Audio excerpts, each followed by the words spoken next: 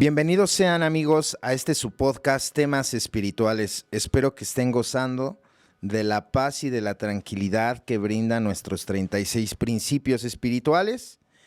Y pues el día de hoy tenemos un tema que creo que es muy importante para mí como enfermo entenderlo, que es la vida ingobernable.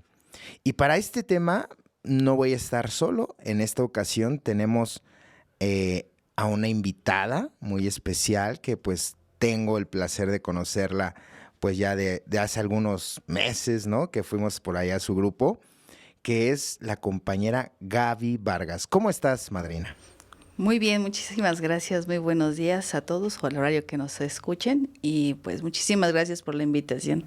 Estoy contenta. Ay, Muy no, contenta. muchas gracias a ti. Pues vamos a tocar este tema de la vida ingobernable, ¿verdad? Le quiero mandar un saludo a todos nuestros suscriptores, a todas aquellas personas que nos dejan por ahí sus comentarios, a todos los países donde nos escuchan también les mando un fuerte abrazo. Y pues vamos a ver qué sale de este tema, mi Gaby, el entender esta vida ingobernable, una característica de personalidad apremiante dentro de pues el individuo que está en el proceso de recuperación y que pues como referente a este tema, pues vamos a tener indudablemente lo que es el paso 1, ¿no? En el cual menciona que admitimos que éramos impotentes ante el alcohol y que nuestra vida se había vuelto ingobernable. Quisiera empezar, Gaby, con esta pregunta. Porque, uno de los sinónimos de la parte de la ingobernabilidad es la desobediencia, y ahorita vamos a entrar a ello. Pero, primeramente, ¿qué es ser una persona ingobernable? Bueno, hablando en un sentido de la ingobernabilidad, el mismo programa de recuperación nos habla acerca de que es el principal síntoma de la enfermedad. De la enfermedad que puede padecer cualquier persona que se encuentre en un estado de crisis, ¿no? Ya sea alcoholismo, drogadicción o neurosis. Y es el completamente directo responsable de la enfermedad emocional y enfermedades de adicciones. Entonces, la ingobernabilidad va a ser enmarcada como un enorme síntoma que nos hace una referencia de que aquí tenemos un problema. Es un síntoma que va a ser visualmente presente, es algo que todo mundo lo va a poder notar, a diferencia de otro tipo de síntomas. Este en especial es tremendamente latente. Ok, y pues aquí dentro de nuestro programa de recuperación está la parte de que nos habíamos vuelto ingobernables. ¿Tú qué crees que se refiere a esta parte de que nuestra vida se había vuelto ingobernable y por qué? Bueno, vamos a partir del sentido que la ingobernabilidad habla acerca de que no hay un gobierno, ¿no? Claro, claro. Todas las manifestaciones de nuestro desarrollo personal requirieron de la gobernabilidad para poder tener un desarrollo desde que se es pequeño, ¿no? Se necesita una parte cuidadora, una parte que ejerza una responsabilidad para que permita que el individuo que acaba de nacer pues pueda desarrollarse. ¿Por qué se genera este tipo de ingobernabilidad? Pues podemos basarnos al principio de que todos los seres humanos tenemos tres necesidades básicas: la seguridad, el afecto y la pertenencia. Cuando el ser humano se ve desprovisto de estas necesidades, tiene que hacerse valer con sus capacidades, aún siendo una persona muy pequeña, para poder sobrevivir, aunque sus necesidades básicas de esta naturaleza no son resueltas. Ok.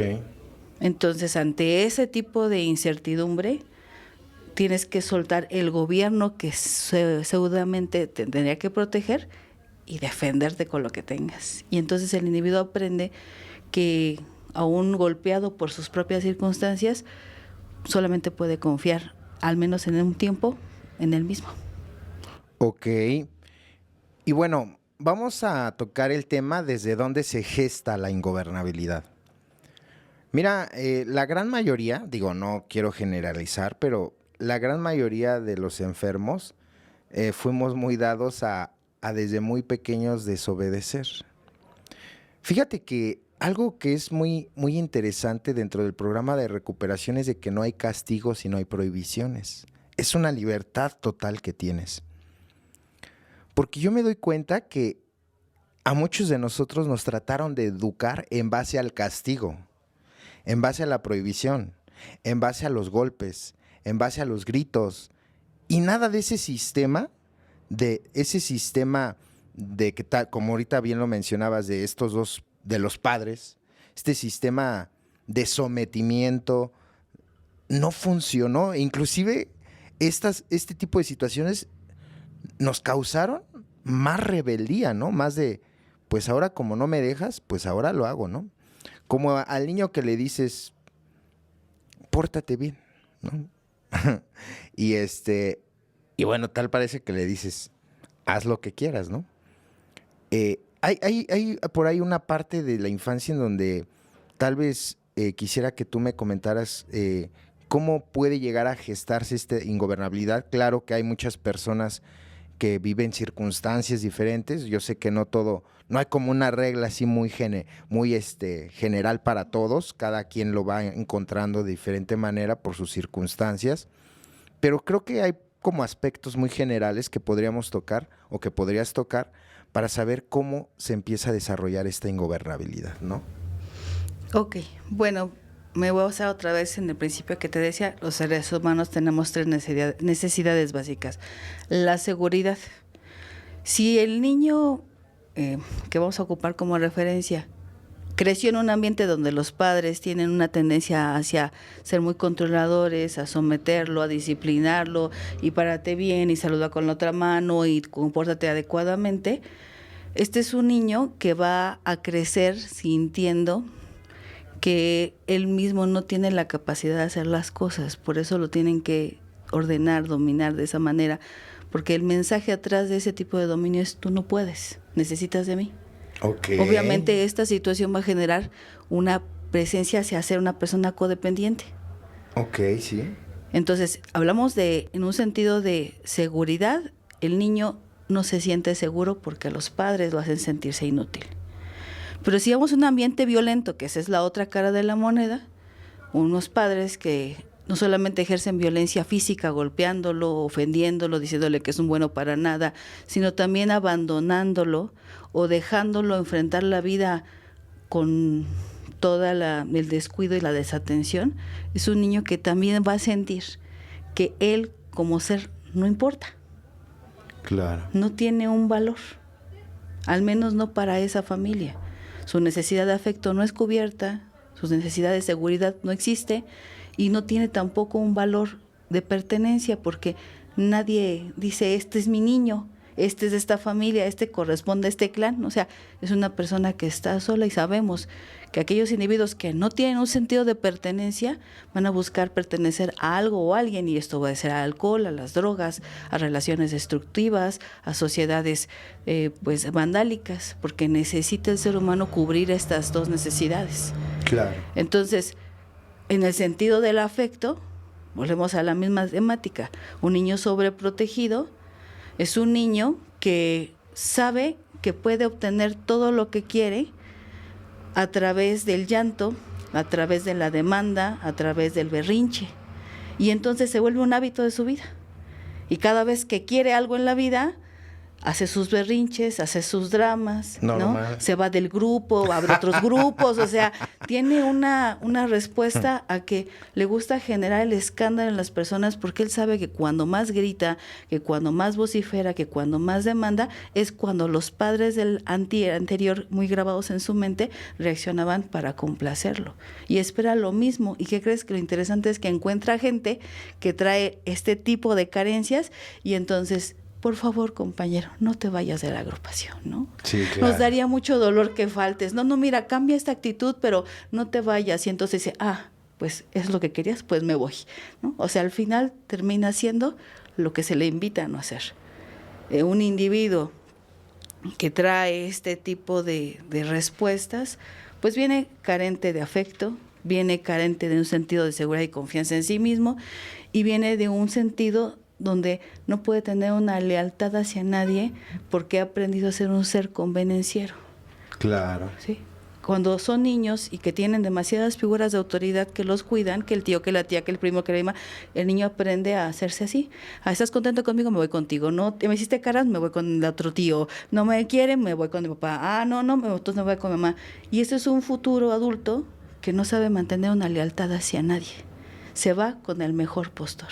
Se va con el que diga, no pasa nada, tú estás bien, no has crecido nada, no has operado nada, pero tú quédate aquí con nosotros. Como ¿no? el individuo cambia de padrino, ¿no? O sea, que para que le den la buena, ¿cierto? Oh, wow, eso no lo sabía, Gaby. Muy bien, muy bien. Hiciste la tarea, ¿eh? No, sí, fíjate qué descubrimiento. Siempre se aprende algo. Hablando de este tema de la seguridad, ¿qué sucede o cómo se gesta la ingobernabilidad en una persona la cual lo abandonó, ya sea papá o mamá? ¿Cómo verías ahí cómo la ingobernabilidad cuando el padre abandona al hijo o la madre abandona al hijo? ¿Eso cómo repercute en su, pues sí, en su psique, en su mente, en su desarrollo humano para que esta persona a futuro sea ingobernable?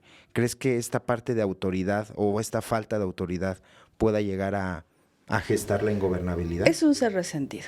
Va a ser un ser resentido. Si fue abandonado por la madre, pues resentido con las mujeres, misógino, patán o patana, porque también las hay, o sea, Sí, claro, ¿no? claro. Que parecen más violentas ellas con las mujeres que hasta los mismos hombres. Sí. Es una persona que va a tener ese resentimiento con la persona que le traicionó. Es un resentimiento social, un resentimiento que está descargado hacia otras personas. En una agrupación, obviamente, podemos ver una persona que tiende a estar todo el tiempo queriendo acomodar a todos, diciéndole qué es lo que tienen que hacer, con una bandera de lo estoy haciendo por tu bien. Pero en el fondo se puede precisar que no hay ese sentimiento, porque al final las necesidades de los demás son ignoradas. Lo que se busca es descargar esa rabia que se tiene en la vida y pues dejar liberar. Entonces, una persona resentida no puede establecer un vínculo saludable con nadie, y la ingobernabilidad aquí va a estar presente porque todo el tiempo está aventando de patadas. Fíjate que en ese sentido siempre para mí ha sido asombroso cómo no se puede desprenderse de un sentido del pasado. Vienes de un ambiente familiar donde hubo violencia, donde hubo maltrato, donde hubo humillación, donde no tuviste un valor como persona, y luego llegas a un espacio donde la naturaleza de la terapia es simplemente violencia por violencia, ¿no? Y entonces eres un tarado, eres un estúpido, eres una mierda, eres esto, el otro, aquello. Y entonces dice, me siento en casa. Sí, claro. Y todavía se marca, y es que me siento en casa, ¿no? O sea, cambió los personajes, pero las circunstancias siguen siendo iguales. Un ser ingobernable va a tener mucha dificultad para establecer relaciones diferentes a las que ha conocido desde la infancia. Y va a seguirse relacionando con ese tipo de patrón de conducta hasta que en un momento ya lo haga tremendamente, pues, insufrible para él. Hay algo aquí que yo creo que es la génesis de la ingobernabilidad. Antes de llegar a este tema de ingobernabilidad, ahorita estamos tocando pues lo previamente, ¿no? A llegar a ser ya una persona ingobernable. Y es la obediencia. Híjole, este tema de la obediencia es algo que, como, bueno, es el talón de Aquiles de muchos, ¿no? O sea, es una, no sé cómo denominarla, una cualidad, una virtud, una aptitud muy, que pues obviamente nos va a traer grandes dividendos en la vida, o grandes fracasos en la vida, si no es que lo tenemos. Porque, pues imagínate, muchos de nosotros desobedecimos todo y a todos, ¿no? O sea, yo me doy cuenta que si yo hubiese hecho caso de los buenos consejos, fíjate, de los buenos consejos que tal vez mis padres me daban en aquellos ayeres, que no eran malos, ahora lo veo que no eran malos. En ese momento mi rebeldía me hacía así como verlos mal, ¿no? Pero pues las críticas que ellos me hacían pues no eran malas. Estudia, pórtate bien, ve a la escuela, trabaja, o sea, no llegues tarde, no vivas apresuradamente, ¿sabes? O sea, toda esa serie de consejos que los padres tenían con mi vida, pues veo que no tenían un mal objetivo, ¿cierto? Y que el día de hoy me doy cuenta que tal pareciera que no obedecí nada, Gaby, ¿no? O sea, que siempre fui muy desobediente. Y esto esto te lo comento porque ¿tú qué piensas sobre la obediencia? Digo, desde la infancia, porque evidentemente el ingobernable, una de sus características es eso, ¿no? El ser un anarquista emocional, mental, ¿no? En el cual pues no hace caso ni nada, yo tengo la razón y inclusive ni siquiera sigue una dirección que le dé, ¿no? Él le dicen vete por la derecha y se va por la izquierda, ¿no? ¿Tú qué piensas sobre este tema de la obediencia? ¿Por qué crees que somos personas desobedientes? Bueno, pues hay toda una línea bien de acuerdo con la edad y el tiempo, ¿no? Claro. Pero, mira, si inicio que donde empezamos a tener una respuesta de oposición directa es en la adolescencia, Claro. esto tiene mucho que ver con los procesos mentales y desarrollo que está ocurriendo en ese momento. Cuando el niño entra a la adolescencia, sufre algo que se llama la poda neuronal. Esto es que las neuronas que tenían que ver con su desarrollo infantil, como un árbol, van a ser podadas, ¿no? Si tenía desarrollos hablaba inglés, hacía piruetas, pues eso se puede ir, ¿no? Porque se está empezando a modelar el cerebro adulto. Wow. Okay.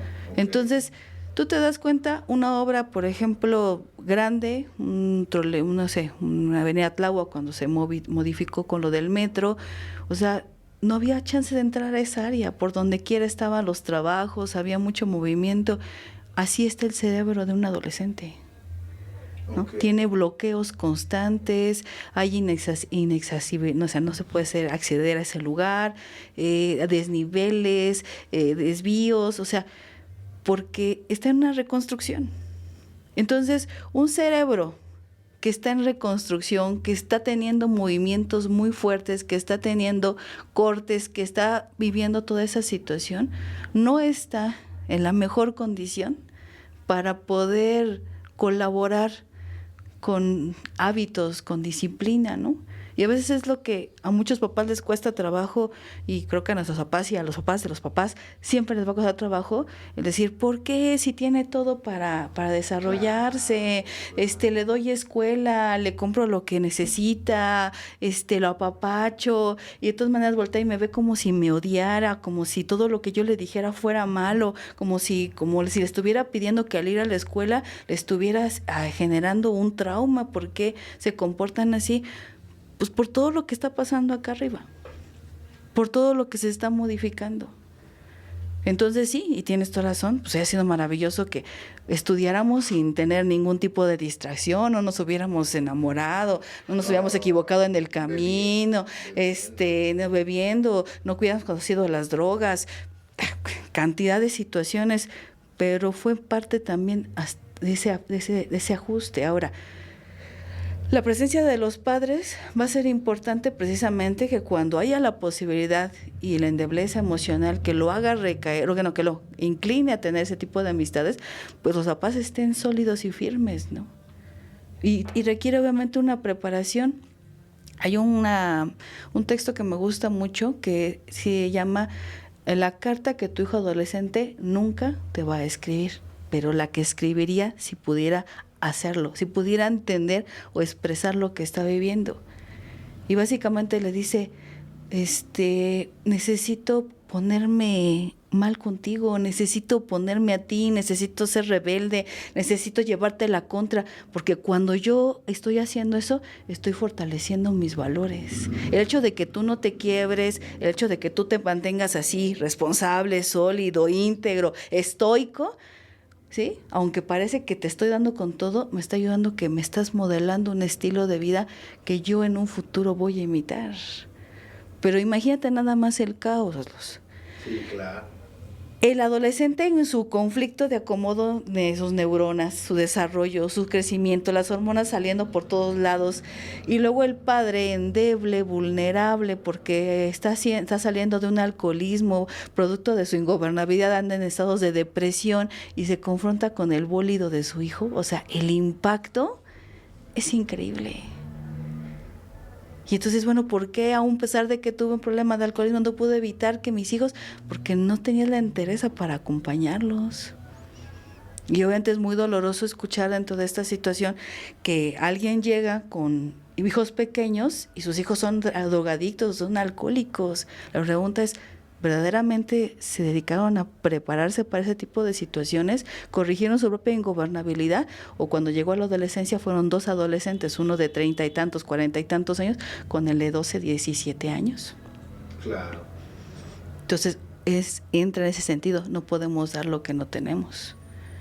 Ahora, los padres que se preparan, o los alcohólicos anónimos que se ocupan de prepararse para ese tipo de etapas, saben de la necesidad de documentarse, saben de la necesidad de entender que lo que les dieron a ellos pues no estuvo bien y no quieren repetir ese tipo de patrón de conducta, y entonces pues se van a las escuelas de padres, andan tomando talleres, están constantemente trabajando en observarse, se apadrinan, tratan de practicar todos los principios de la vida espiritual en todo sentido para poder soportar el movimiento de estos carritos chocones que para todos lados le pegan y que no quieren demoler, pero cómo le dan duro, ¿no? Sí, claro. O sea, el cuestionamiento de un adolescente a un padre adulto, donde tú qué me tienes que decir si tú eres peor que yo, es devastador.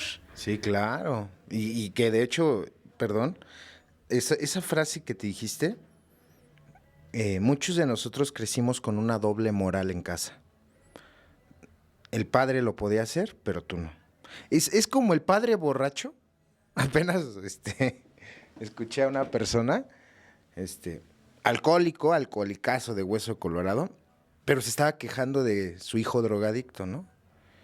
Es que yo sí soy alcohólico, me decía a mí, ¿no? Yo sí, pero mira, yo chambeo. Yo, o sea, me paro y mira, yo trabajo. Y él también, ¿no? O sea, él también trabaja, pero ¿qué crees? Se me droga y eso es peor. ¿Sí me entiendes? La locura, ¿no? De decir... No puedo tener una autocrítica. Entonces, ahí es donde... esa parte de la adolescencia, la juventud, es donde nosotros nos anclamos en decir, bueno, pero ¿por qué me dices tú algo que tú no haces, no? Es como la primicia de el padre le dice al hijo, a las mujeres no se les toca o no se les pega, pero ven que papá le pega a mamá, ¿no? O sea, no hay congruencia en muchas cosas. ¿Esto qué genera?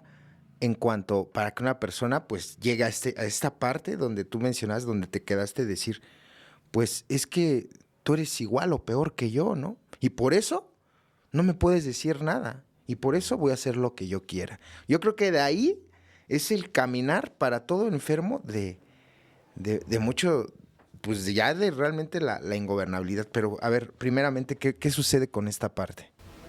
Bueno, igual y te decía que en relación a esta carta, dice, lo único que necesito es que soportes mis rebeldías sin que te vuelvas igual de loco que yo.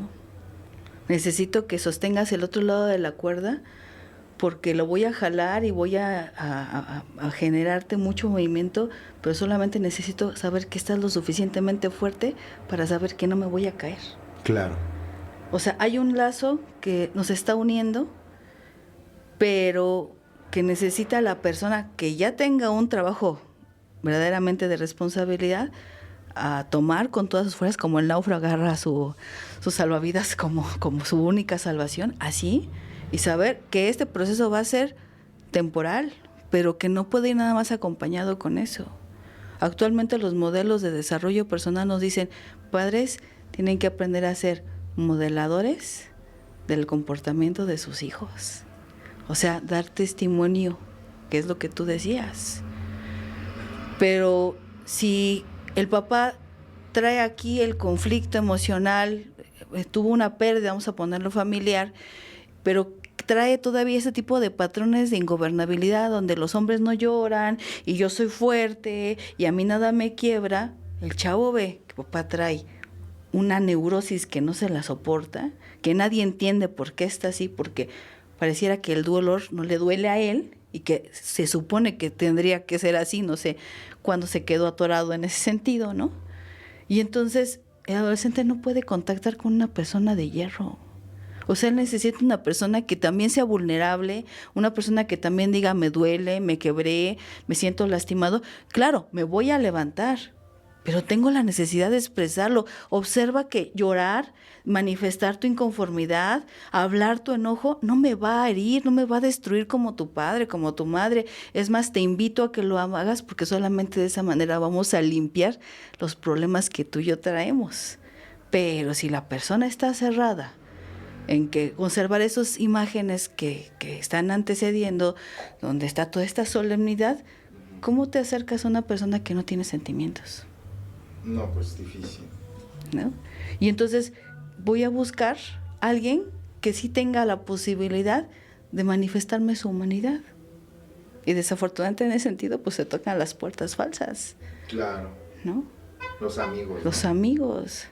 Yo actualmente escucho muchos adolescentes que constantemente están también consolando a otros adolescentes, ¿no? Sí, sí, sí. Y le dije, Gaby, que no se quite la vida, y los veo tan preocupados por esa situación, pero cuando volteas a ver la dinámica familiar es una frialdad, no hay nada, no pasa nada, todos estamos bien, y entonces ¿por qué el niño tiene la necesidad de hablar con otros deprimidos?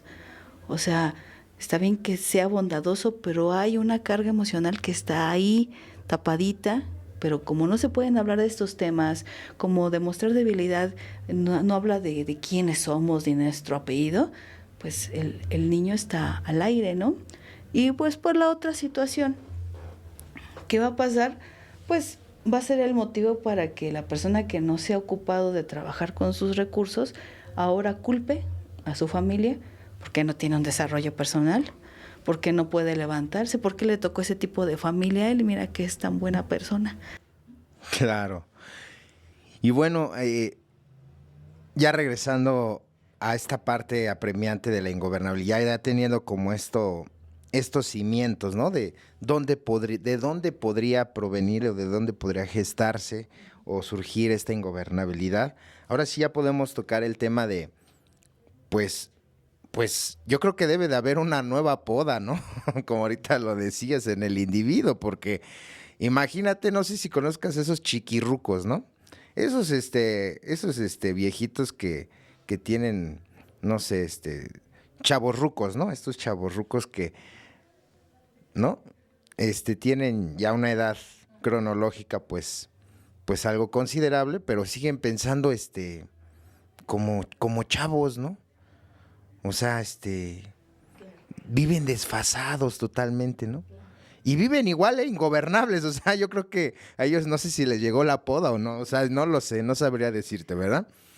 Pero pues precisamente llegamos a doble A, ¿verdad? Para ver si nos podaban, pero dicen por ahí también, árbol que crece torcido, o sea, ¿sí me entiendes? ¡Qué O sea, devastador! o sea, ¿sí me entiendes? Ya imagínate un troncote de este tamaño, ya es más difícil, ¿sabes? No es como ese arbolito pequeñito, no, pues ya ya no. Entonces, fíjate, llegamos a doble A con esta característica ingobernable. Así es algo normal. Es como la persona que le estás diciendo, esa pareja no. Bueno, le dices lo contrario. Lucha por ese amor, ¿no? No te juntes con personas con las que antes bebías. Bueno, va y se junta.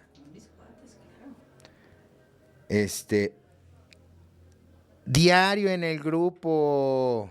Bueno, van cuando quieren.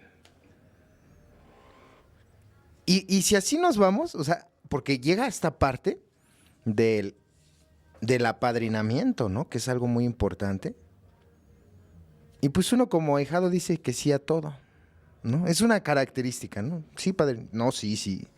No, y ahí ves al padrino bien echándole ganas, ¿no? Y sacando sus mejores frases, ¿no? Para hacerte convencer de que tienes un problema. Y tú sí, no, sí, sí, no. Entonces, ¿la vas a dejar? No, sí, padrino, ya me digo, no, sí. Pero ya termina el apadrinamiento, esto y lo otro. y haces lo que quieres. ¿Sí me explico? O sea, es como, sí, tal parece que no pasó nada y al final haces lo que quieres. Vida ingobernable. Dirección o sugerencia que te dan, no la llevas a cabo. No la llevas a cabo. ¿Tú qué piensas sobre esta parte ingobernable del enfermo?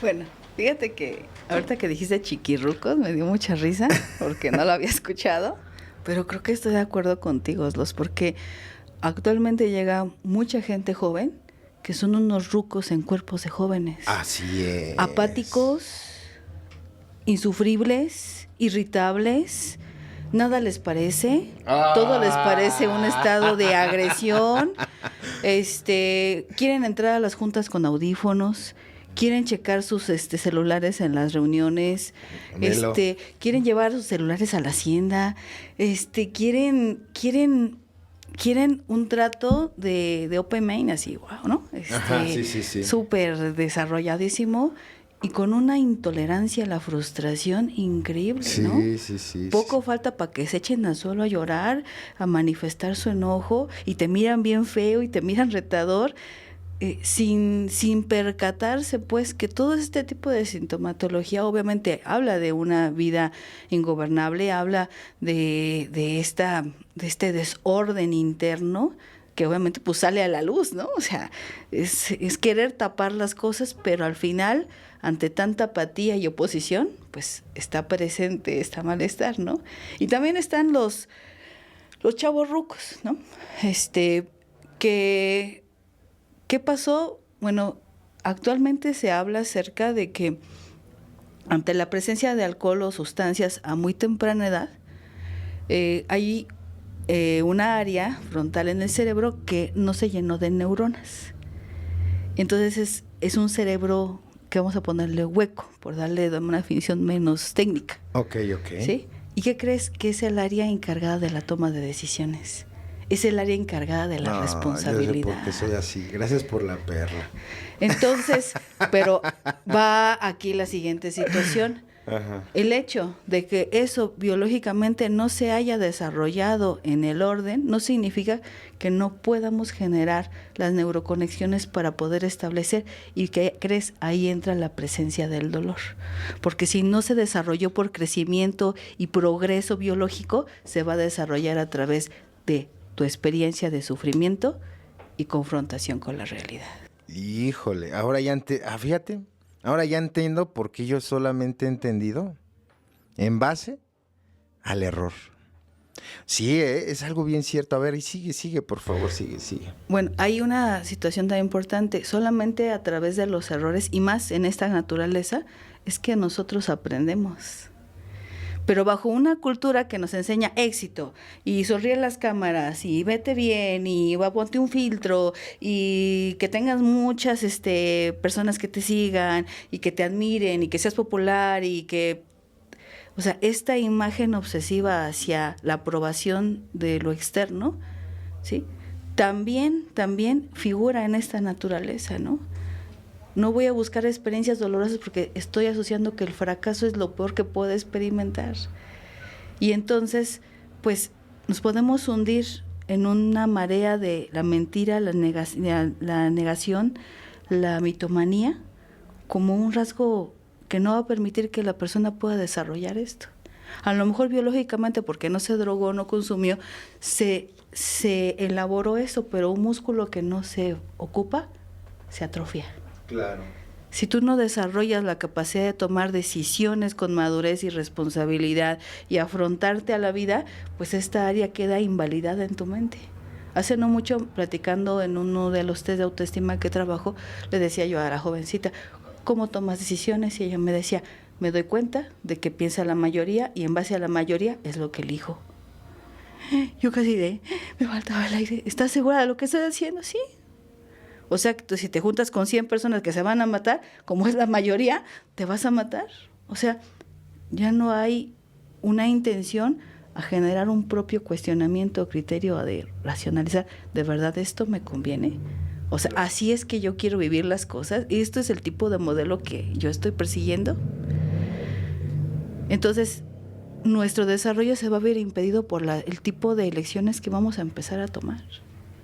Ya sea desde el orgánico, porque no permite un desarrollo lógico, o ya sea porque no quiero afrontar el dolor de mis decisiones, la experiencia que me trae vivir las cosas de una manera equivocada. Entonces, creo que el hablar sobre por qué nos equivocamos y qué estamos aprendiendo de esa equivocación no debería ser algo a lo que le tengamos tanto miedo. Yo creo que uno de los grandes problemas, al menos para la gente que está dentro del programa, es que se cree que la medida que pasan los años es cuando menos te tienes que equivocar, ¿no? Como que ya agarraste el estándar de padrino, de madrina, y entonces ya no, usted es súper genial, usted no se equivoca, usted ya está terminado, ya es un producto hecho, ya más para exhibirse como un ejemplo, como un ejemplo de vida, ¿no? Sí. Y qué pesada lápida es cargar algo así, porque y entonces se aplica lo que veníamos platicando ahorita con Juan Carlos, ¿no? Son personas que ya no soportan que les haga saber en que están equivocados. Claro. O sea, tienen una verdad absoluta. Ya su mente está cerrada en que esto es lo único que existe y no existe ninguna más. Ya llegué al punto, ya alcancé este nivel y de aquí ya nada más miro cómo los demás avanzan, pero yo ya logré la meta. Pero estamos todo el tiempo cambiando.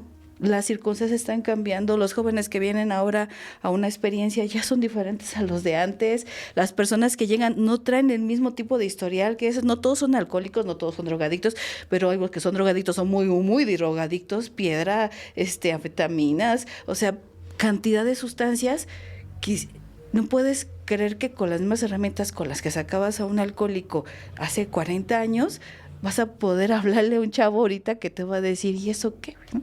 Claro. Yo ni alcohólico soy porque es lo que menos me gusta, ¿no? Sí, claro. Entonces, debe de existir siempre que nuestro programa nos hace latente el trabajo personal diario. O sea, no es algo que podamos irnos a dormir en nuestros laureles y decir, ya lo alcancé, ya conozco la literatura, ya practiqué los pasos, ya me apadriné en lo que tenía que apadrinarme, ya escribí lo que tenía que escribir y ya, no hay más. Porque entonces viene un decaimiento de la conciencia. Sí, claro. Y creo que es en esas cosas donde ahora pues hay mucho daño, ¿no? Sí, o sea, el programa lo mismo lo dice, ¿no? O sea, nos invita a desarrollarnos espiritualmente, o sea, y es un trabajo diario, ¿no? O sea, retomando este tema de la parte ingobernable, pues obviamente, fíjate que le dices algo a una persona, ya hablando ya en una edad adulta, en una edad cuando llegamos tal vez a una agrupación, y te dicen, vete por la derecha. Y mira, ¿por qué sucede esto? Fíjate, ¿eh? Ahorita ya más o menos, ya más o menos ahí lo explicaste, pero quisiera que profundizaras en la situación de, en base al dolor hemos tenido que entender a tomar buenas decisiones y a ser obedientes.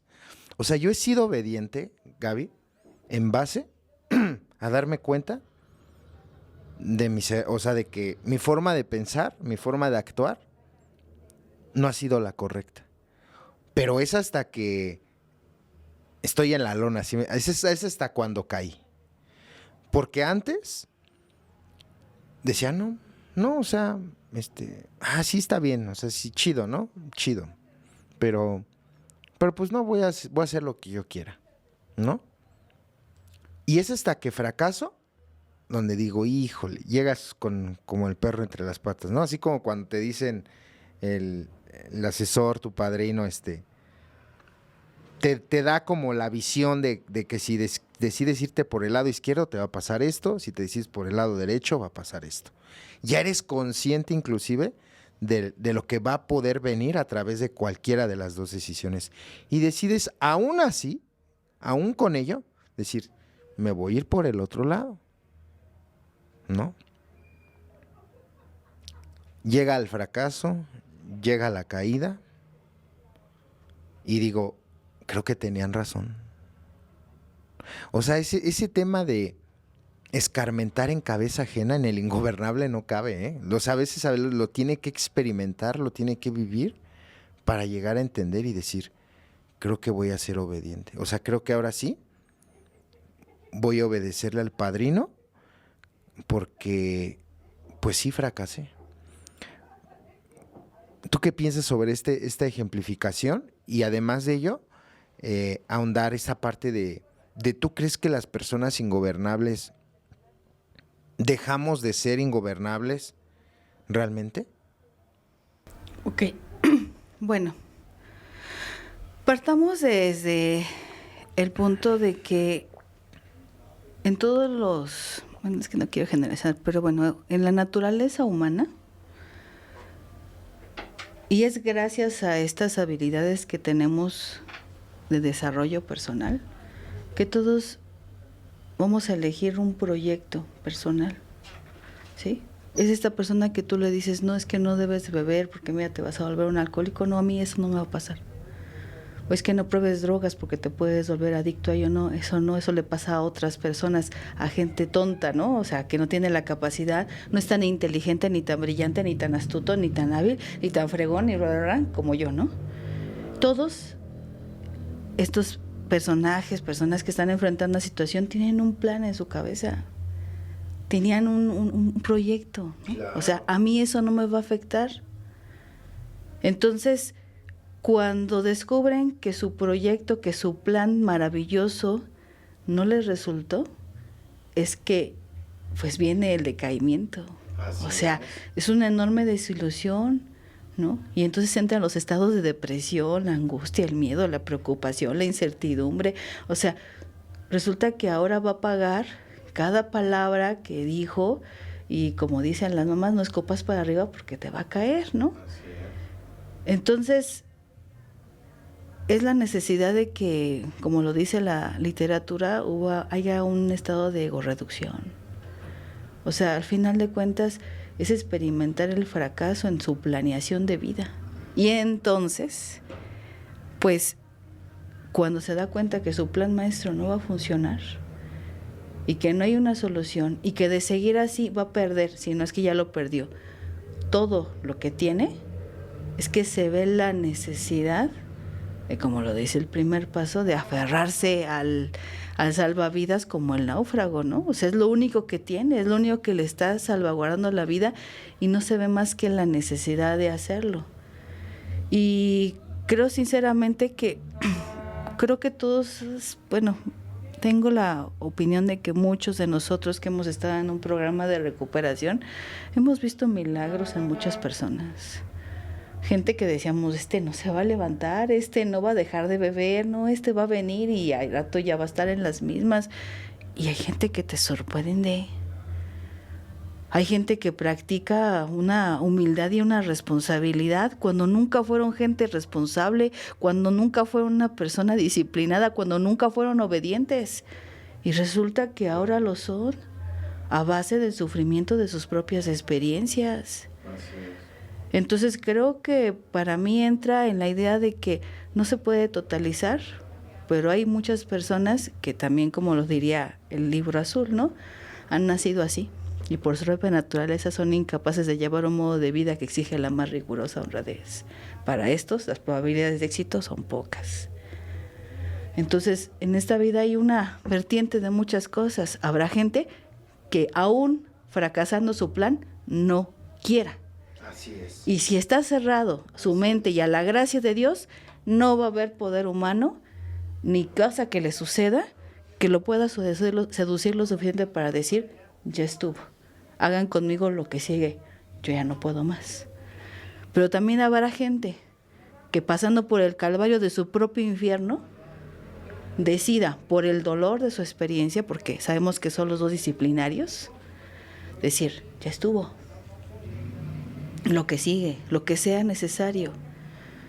Y entonces otra vez volvemos al punto de la necesidad de que sea un trabajo de constancia. Porque también se ha visto gente que ha resurgido majestuosamente del cieno primordial, como lo dice también la literatura, y convertirse en una persona que empieza a tener una transformación y ahí va, Pero si empieza a tener prácticas que lo vuelven a regresar a ese pseudoestado de confianza y a sus planes del pasado, o guardar esas reservas mentales, pues ves un ave fénix y caerse como un pájaro rostizado más adelante, ¿no? Y dices, pero tenía toda la fuerza, la capacidad, tenía un buen desarrollo, tenía la capacidad de conectar con la gente, hablaba, servía, trabajaba, parecía que todo estaba en su orden, pero nuestra suspensión diaria es diaria. Sí. Y tiene que ser trabajada en un sentido diario. Y el paso uno maneja esa parte sobre por qué es necesario que el individuo toque un fondo de sufrimiento, ¿no? Uh-huh. Porque dice, muy pocos realmente van a querer realmente practicar este programa, ¿no? Dice, ¿quién va a estar interesado en la oración, en la meditación? En conocer un poder superior, en pasar un mensaje, sí, en ser honestos y confesar sus faltas, en reparar daños. Son preguntas que quien se dedica a leer esas 5 preguntas, te quedas un rato ahí reflexionando, sí, ¿no? Porque exigen, bueno, para el enfermo es una exigencia, ¿no? Así como, pues entonces, ¿qué va a ser de mí, no? Y que quiero que también aparejemos esta parte de la ingobernabilidad con la parte del desafío. El ingobernable es una persona muy desafiante, muy de, como lo que ahorita mencionabas, a mí no me va a pasar. No, a mí no me va a pasar. Ahorita hablabas sobre un proyecto y es realidad, ¿no? Es algo así como cuando tienes de proyecto de vida una pareja, ¿no? Y te dice, no, ahí no es, ¿no? Mira, es borracho, patán, huevón, estira la mano, arrimado de su casa, o sea, no te conviene, hija, ¿no? O por el contrario al hijo, ¿no? Hijo, no, todavía no estás preparado. Mira, ni los calzones ¿sí me explicó? Esas letanías de las mamás, ¿no?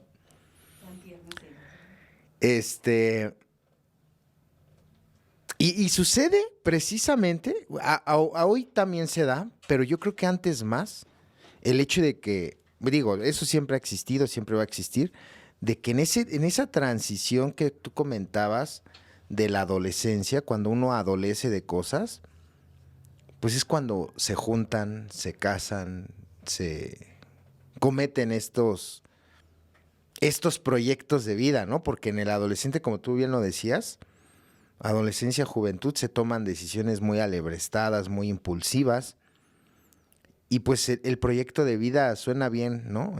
O lo crees bien, ¿no? Pero que con el tiempo fracasa.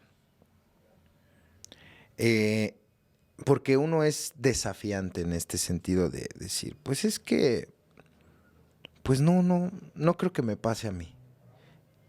El ingobernable es muy dado a pensar, ¿no? Que sus creencias, que lo que él piensa es la verdad, ¿no? O sea, es la realidad y que los demás están mal, menos él. ¿Tú qué piensas sobre esta situación? Bueno, pues que el desafío no es confianza, ¿no? O sea, son vertientes muy diferentes, ¿no? La actitud opositora ante cualquier tipo de ley o gobierno va a estar presente obviamente en personas que traen un resentimiento con su historia de vida, ¿no? O sea, papá no era el ejemplo a seguir y no voy a escuchar a ningún hombre. Así ¿no? es. Mamá así es. no fue la santa que yo hubiera querido. No voy a seguir sus consejos de ninguna manera. Entonces, mientras el individuo esté atrapado en toda su carga de pasado, mientras no pueda trascender su historia, siempre va a tener conflictos con las figuras de autoridad. Siempre, ¿no? Así éstas sean por su propio bien. Y tú decías ahorita, o sea, entonces, ¿qué sucede por esta situación a no querer recibir los consejos? Porque hay un conflicto, ¿sí? Porque hay un estado de oposición, porque el adolescente está criticando a los padres, pero bueno, hay otro fenómeno que también es muy real y que también, qué tan importante es que en ese sentido haya una formación de los padres, ¿no? Surge el enamoramiento. 3, 4 drogas naturales en tu cerebro, dopamina, serotonina, adrenalina y endorfina. Es un cóctel, andas drogado, todo lo ves maravilloso. Normal. Uno es más creativa, Ah, como que la vida armoniza más contigo, como que brillas, como que atraes a la gente, como que el mundo te nota, como que dejas de sentir la pelea con las circunstancias. sí, Y entonces viene aparejándose con las necesidades no resueltas. Y si con papá no recibiste afecto, a esta persona sí te va a amar, ¿no? Y si como mamá no hubo esos cuidados, pues esta sí te va a procurar porque te pregunta, ¿cómo estás? ¿Ya llegaste a tu casa? ¿Estás bien? ¿Ya desayunaste? ¿Ya comiste? ¿Ya cenaste? O sea, este fenómeno de estar drogados bioquímicamente va a variar en el ser humano, pero es exactamente al sentir que encuentras lo tan anhelado, lo que toda la vida habías esperado, lo que va a llenar tu existencia, lo que te dice, lo que digan mis papás me vale gorro, porque esta persona me está dando lo que ellos no me han podido dar toda la vida. O si me lo han dado, no ha sido permanente, ¿no? sí, claro. Y entonces, ¿cómo me pides, mamá, que deje a esta persona si me está dando lo que internamente siento que he estado necesitando? Pero resulta que es un engaño bioquímico para poder generar pues la proximidad a la presencia de un bebé, ¿no? O sea, es la trampa bioquímica que el cuerpo manda para mantener la fecundidad en el ser humano. Pero si le damos una información a las personas, y no solamente adolescentes, adultos que estén pasando por un enamoramiento y que puedan dar cuenta que esto es una etapa temporal, que no tienen que tirar todo a la borda y poner todo su precio por pagar esto. ¿Qué tal si los padres no se opusieran y le dijeran, en vez de no te juntes con esa mujer, no te quedes con ese hombre, es te acompañamos en el proceso? Recuerda que ahorita estás motivada por tu enamoramiento, pero deja que pase y verás si es la persona con la que quieres continuar tu vida. Y en vez de una prohibición, haya un acompañamiento. Sí, son escenarios muy diferentes. Y yo creo que eso es lo que doblega al ingobernable, ¿no? El hecho de que, Tenga un amor, una familia que sea comprensiva claro. y amorosa, ¿no? Y bueno, hablando en el tema de familia, pero ya en la parte de doble A me doy cuenta que los padrinos, hay personajes muy autoritarios. Es que si no haces esto, te va a ir mal en la vida, ¿no? Y utilizan, fíjate, al ingobernable, ¿sabes cuál es una de las tantas técnicas que yo he visualizado? El miedo. Al ingobernable se le infiltra miedo. ¿Sí me explico? O sea, es como una técnica de sometimiento que lejos de reducir el ego, viven. Es algo ¿cómo podría mencionarlo? Pues sí, a veces tan perverso. O sea, el hecho de que al ingobernable, entre más le des la apertura a decir, equivócate, y aquí voy a estar, es como cambia. De una manera tal vez no muy adecuada en el sentido de que pues va a caer, va a cometer errores, va a tener muchas dificultades, pero al final vas a ver a quién va o quién puede recurrir, ¿sabes? Contrario a, bueno, ¿cuántos padrinos no se enojan porque no sigues su sugerencia? Y ya no te voy a padrinar, ¿eh? O sea, ya no eres digno. O sea, no me hagas perder mi tiempo. O sea, imagínate al borracho fracasado, o sea, igual siendo la porquería de la sociedad, diciéndole a una persona que ya no es digno, porque, o sea, no entiendes. Y yo le diría al padrino, ¿y tú has entendido, padrino? ¿No? Son como los padrinos que dicen, es que ya me cansé de servir, padrino. Pero no te has cansado de ser, pues malo, ¿no?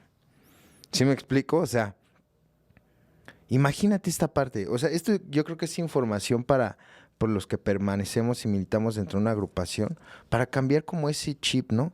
Porque sí, yo tuve padrinos de las dos índoles, ¿no? Aquellos que decían, pues es que si no lo haces, pues ya mejor ni me busques, ¿no? O sea, y esto es así, así, así. Y sí llega un punto en donde evidentemente tuve que estar bajo mucha vigilancia, ¿no? Bajo mucha restricción, bajo esa parte de cautiverio emocional y mental en la cual pues me funcionó para dejar de beber. Sin embargo, esta actitud a través de la vida fue creando en mí un resentimiento, y ya no contra papá y contra mamá, sino contra el padrino. O sea, fíjate cómo bien lo des. Ajá. Nada más proyecté una imagen a otra, ¿no? Y me empecé a resentir con el padrino, ¿no?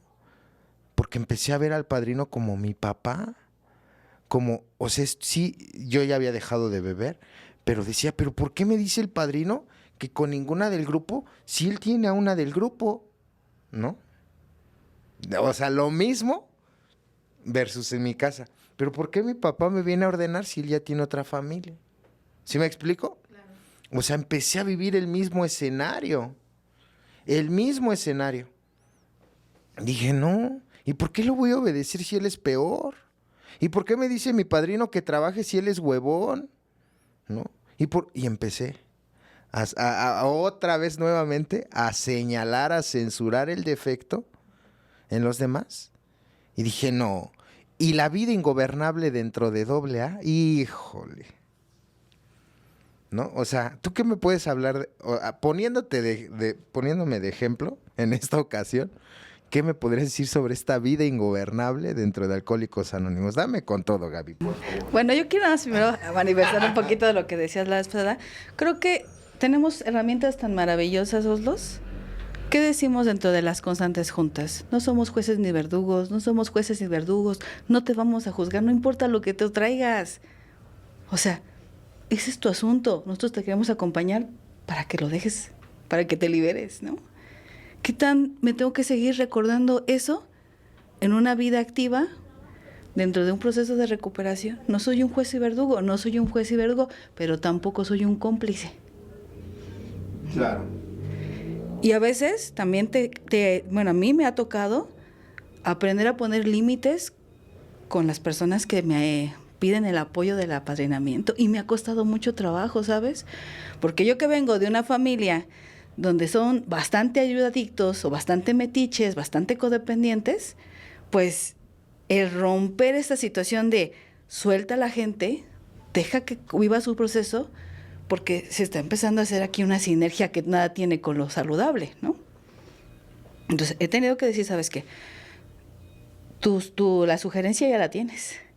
Tu actitud es la misma, y lo he manejado por A, B, C, T, D, y ya le dimos la vuelta al abecedario y tu actitud sigue siendo la misma. Ha llegado el momento en que busques la manera de resolver tu actitud, pero ya no la vamos a tocar en el apadrinamiento, porque las herramientas ya las tienes, ¿no? Claro.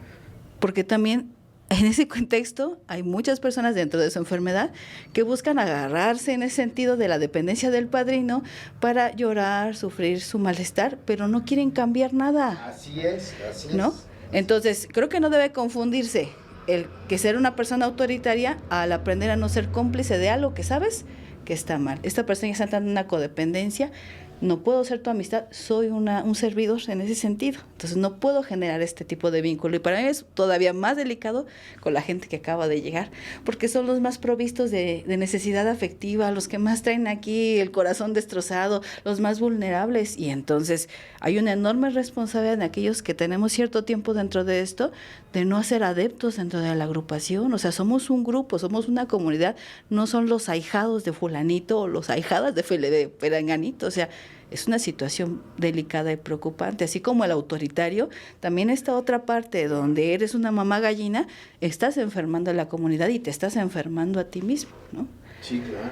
Entonces, y de ahí, encaminado a lo que estás diciendo de una vida ingobernable dentro de un programa de recuperación, es un tema que habla de cerca de muchas cosas, pero fíjate que para mí uno de los principios es, obviamente no estoy ocupando las herramientas de un programa de recuperación, obviamente no practico un décimo paso desde un inicio donde me dice, a ver, ¿qué acontecimientos tienes en tu día? No, pues fui afrontada recientemente con un acto de ingobernabilidad, que me dolió, Aslos, ¿no? O sea, luego lo puedo compartir, ya me había dicho mi padrino, ten cuidado, porque esta parte del prestigio te está ganando. Y yo, no, ¿cómo crees? Yo no tengo esa sensación de necesidad, yo ni quiero ser líder del grupo, yo no quiero ninguna responsabilidad más allá de las que me corresponden, no tengo esa sensación. Y me dijo, es que está tapado, como te lo decía hace rato, ¿no? O sea, las actitudes empiezan a salir y sí empiezan a ser visibles, pero en el fondo está este conflicto, ¿no? Y entonces me dice, tan fácil y sencillo en la ingobernabilidad que estás manejando, Gabriela, es no pides por favor las cosas ni dices gracias. Las tazas, vamos a poner hasta las sillas, acomoden las mesas, esto, el otro, ¿dónde está aquello? Ya trajeron el café, o sea, bien mandona. Normal. No normal, es ingobernabilidad dentro de una agrupación, porque la gente no está para servirte y no importa los servicios que tú hagas por ellos, no lo justifica. Claro. Y entonces le digo a la compañera, mete la cadena y me dicen, por favor. Y como ya me habían puesto ese antecedente, y yo le dije fríamente al padrino, de verdad es que no creo que sea tanto el problema, he tratado de modificar mi tono de voz, mi actitud, pero él remarca, por favor, en ese momento caí en cuenta. Qué doloroso también es reconocer que hasta en esas cosas es visible el descuido del desarrollo de la espiritualidad y tu responsabilidad dentro del programa de recuperación. Claro. O sea, no puedo someter a una persona por el hecho de creer que que he generado un servicio y que me dé esa autoridad. Claro. Somos iguales. El piso aquí está parejo y quien no está parejo, pues está en ingobernabilidad. Porque quiere el aplauso, quiere el reconocimiento, quiere el servicio, quiere el sometimiento. Sí, madrina, lo que tú digas. Qué enorme daño también una comunidad sumisa le hace a los servidores, que los deja crecer en esa naturaleza y no les dice absolutamente nada. Solo porque andamos activos, solo porque somos responsables, solo porque andamos motivando, no nos da ningún derecho a mí a generar ese tipo de conductas impositivas en las personas. Claro. Entonces, y digo, esa es una ingobernabilidad que puede aparecer, pero ofender a la gente, vertilar los historiales de las personas que te están hablando, romper el anonimato, ¿no? Ocupar la información que tienes para a lo mejor para tu chisme personal, ¿no? Para generar algún tipo de manipulación, para saber que la persona cuenta con una economía y que entonces se le pueden pedir más aportaciones. O sea, todo ese tipo de situaciones son parte de la ingobernabilidad que se puede presentar en los servicios de confianza, y qué delicado y qué cuidadoso tendría que ser el empezar a tener una moderación en ese sentido. Ahora, eso no es más que la presencia de la ingobernabilidad mental, Oslos. Porque si bien ya quedó atrás las etapas donde se emborrachaba, se perdía, no era irresponsable con los hijos, no daba gasto, y el cerebro todo lleno de alcohol aún, dominado, no le permite pensar, y están las crudas, los nervios y todo ese asunto. Ahora, ya entrando en la ingobernabilidad mental, son otros asuntos, ¿no? Porque tema que no has resuelto aún en el pasado y te sigue brincando, está generando depresión. Claro. Actualmente los índices de ansiedad están altísimos. Tenemos un montón de hiperactivos mal diagnosticados dentro de las juntas, ¿no? Y están los compañeros, no se pueden sentar a tomar una junta, estar tranquilos porque están con la patita y ya se levantaron y ya fueron a hacer esto y ya se fueron a asomar y ya fueron a contestar el celular. Son personas que están manifestando y están gritando que la carga de la ingobernabilidad mental y los conflictos que traen mental los están rebasando porque no pueden estar dentro de un espacio tranquilo, no saben qué es eso. El tener una tendencia a los celos es una presente y marcada ingobernabilidad. A ver, háblame de eso, por favor. De eso que casi no existe. En los enfermos, eso de celos es algo así muy aislado, muy raro, pero a ver, échale de eso me interesa. Bueno, cuando hablamos de la condición de la celotipia, podríamos entender que la persona ha perdido completamente la capacidad de tener algo que se llama el apego seguro, que es el poder establecer que esté acompañado o no esté acompañado, está bien. Sí. Que la persona o su pareja pueda estar en infidelidad o no pueda estar en infidelidad, la persona elige estar bien. Es tomar la decisión consciente que lo que haga el otro es su responsabilidad y lo que haga yo conmigo es mi responsabilidad.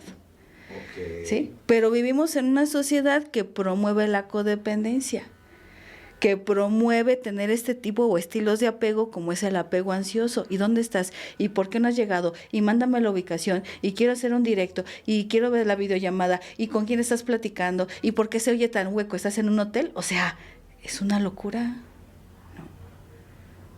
Y me estás traicionando. Y entonces, y más si están en una dinámica de la agrupación, ¿qué le dices a tu madrina? ¿Qué le dices a tu padrino, no? ¿Cómo te estás comportando? Es que ya me acusaste, ya me fuiste a hablar a los padrinos mal de mí y ahora hasta siento que me están mirando feo, ¿no? O sea, todo este tipo de actitudes, por no tener una capacidad de tener un control sobre la mente, subyace obviamente por asuntos que traes desde la infancia. Y cuando haces a tu pareja tu objeto de deseo, tu objeto de amor, lo más importante y a lo que le estás depositando toda tu energía, pues la ingobernabilidad es más. Es la obsesión, te obsesionas con la persona. Claro, ¿no? claro. Y entonces, pues le puedes decir, le puedes crear falsos testimonios y ya está saliendo con fulano de tal y seguramente quieres con tu padrino, o ya como ya llegó un nuevo coordinador, pues entonces seguramente te veo muy servicial, ahora sí muy cariñosa con las compañeras y los compañeros. Bueno, al día de hoy se cela hasta con las madrinas y son mujeres, ¿no? Sí, claro. Entonces, es una situación bien delicada porque pues antes era lo común de, pues es tu padrino, ¿no? Y te apadrinas con mujer, pues te apadrinas con mujer porque tu pareja te dice que no te apadrines con ningún hombre porque todos están bien enfermos, ¿no? Normal, ajá. Pero ahora ya tampoco te salvas, ¿no? No, Yo ya he tenido no. amenazas, es que madrina Gaby piensan que ando contigo. ¿Conmigo? Yo conmigo. Avísame, hija, ¿no? Que ya me estaban creando este tipo de orientación diferente, ¿no? Por eso te digo que no podemos ser cómplices de algo que está mal, ¿no?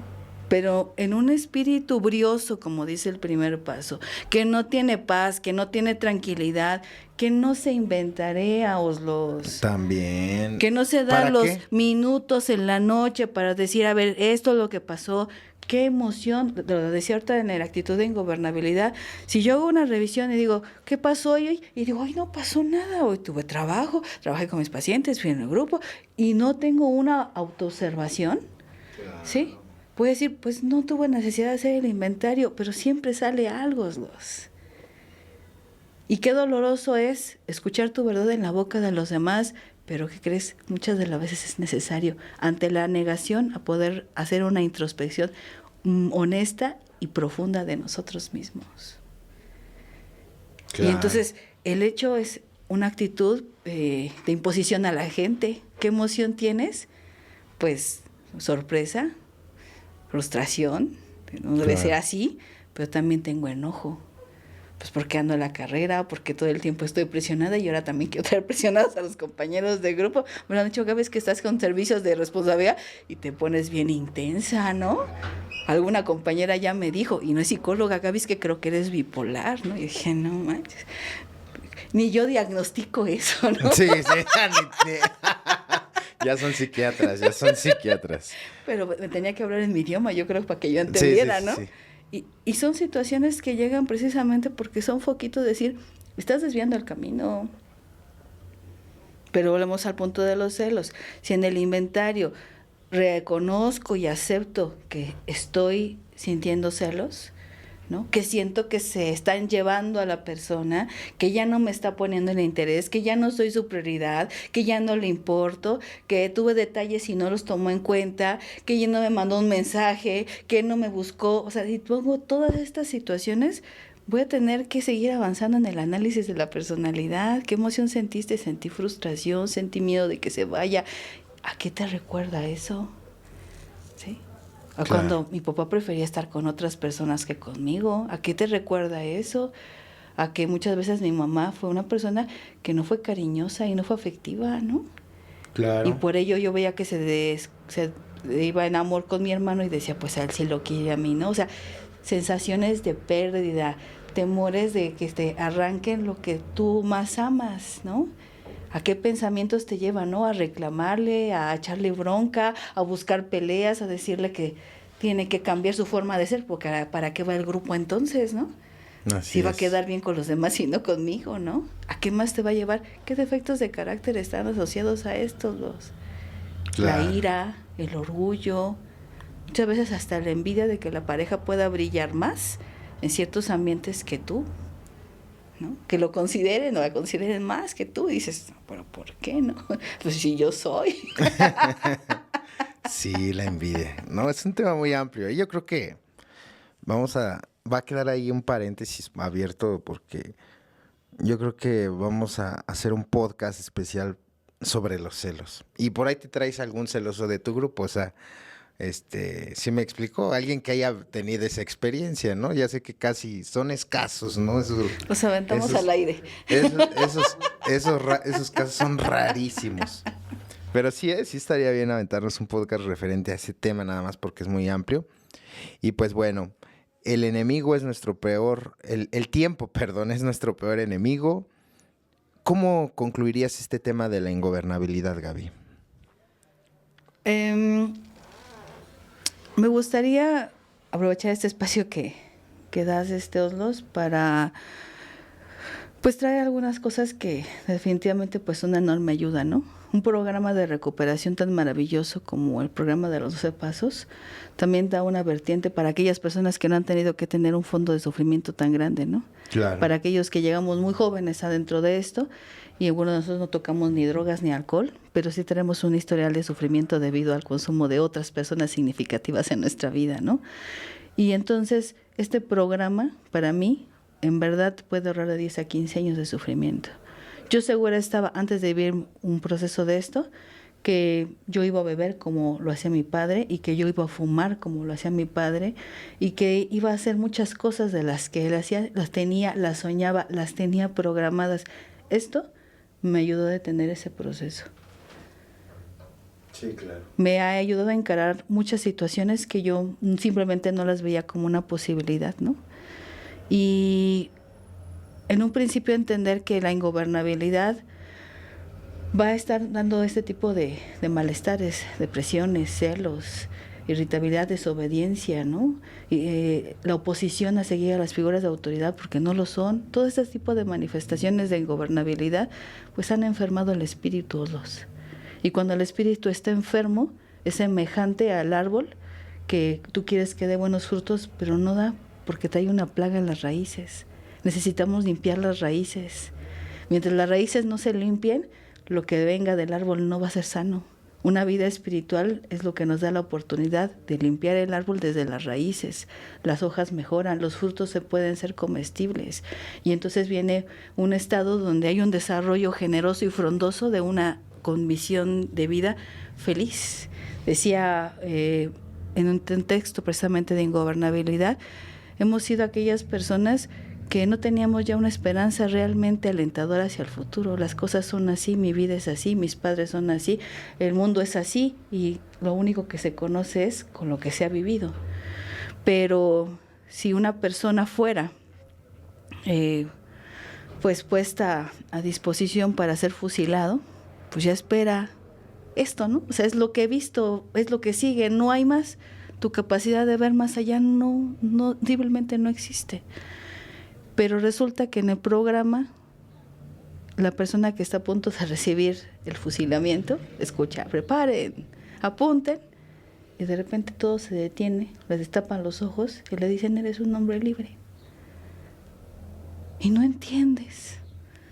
Solo no puedes dejar de creer que hay alguien que ha estado atrás de todo esto. No conoces muchas de las veces su nombre o a posibilidad de saber quién es, pero sabes que te llama. Que te llama para darte una oportunidad nueva, para dejar de ser una persona que todo el tiempo sufras, para dejar de ser una persona que solamente aspira a lo mismo de lo que siempre he vivido y que tiene la oportunidad de hacer las cosas diferentes. Tanto gente de fuerte fondo o gente de poco fondo se ha sentido seducido ante la idea de que tienes derecho a ser feliz.